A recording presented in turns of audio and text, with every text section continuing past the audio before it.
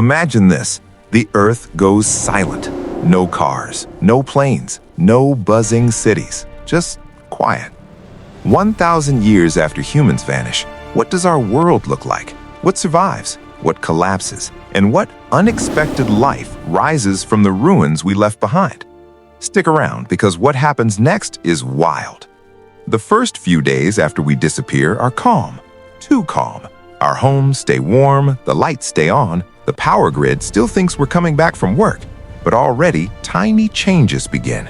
Without people fixing stuff, the grid glitches. A single storm rolls in, knocks down a few lines, and boom! Across the country, darkness spreads like a slow-motion wave.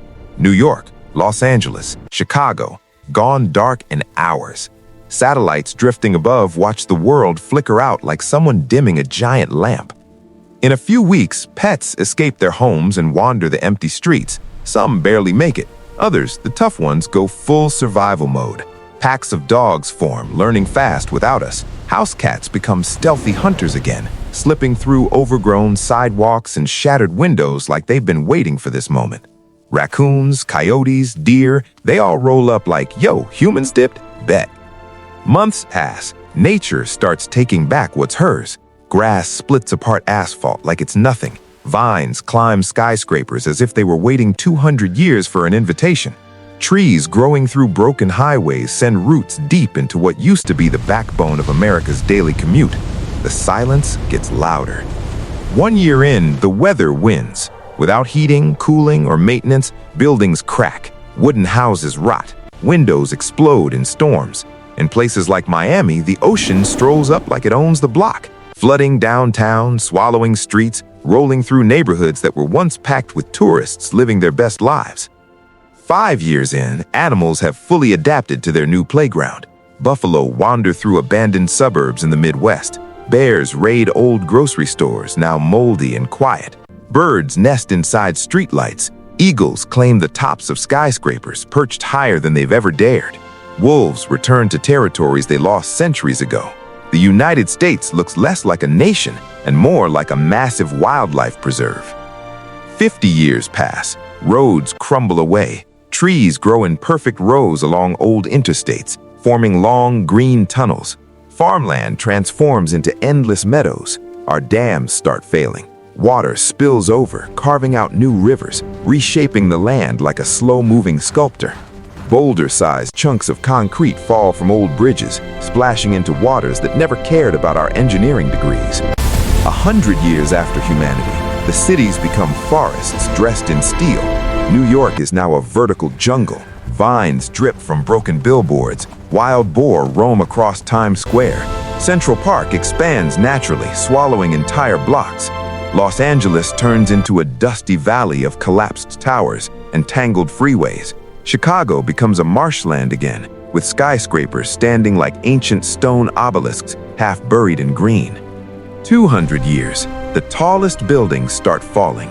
Glass, rust, storms, they all team up to tear down the giants we once thought were permanent. The Empire State Building, the Sears Tower, all the icons, one by one, gravity wins the argument. What remains are mossy stumps of what used to be our proudest achievements. 300 years, the oceans look different now. Without us polluting or fishing, marine life makes a comeback so dramatic it feels like a miracle. Massive whales roam freely. Coral reefs heal and explode with color. Giant schools of fish swirl like living storms beneath the waves. 500 years after humanity, the Earth barely remembers us. Forests stretch from coast to coast. Deserts bloom after rare rains. New species evolved. Animals shaped by a world without people. Wolves grow bigger. Birds spread into regions we once dominated. Even insects change, adapting to new habitats created by our ruins. And in the middle of all this rebirth, some cities remain like ghost monuments pointing at the sky. 700 years. Our plastic, the stuff we thought would outlast everything, finally begins breaking apart. Microbes evolve to eat it. Nature literally learns how to delete what we left behind.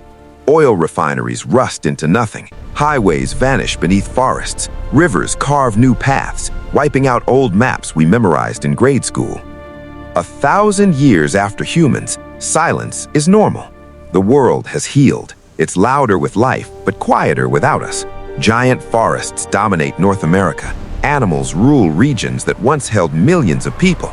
Our tallest structures are long gone, replaced by mountains of soil, trees, and vines.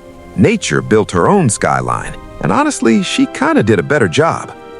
But the crazy part is, if someone, something arrived here in this moment, they might not even know humans existed. The clues are fading fast. The roads, the cities, the tech, nature is shredding the evidence like a giant paper shredder. Earth isn't ours anymore, it's hers again. And that leaves one big question. If humanity disappears one day, what will we be remembered for? Our buildings, our tech, or the impact we had on everything around us?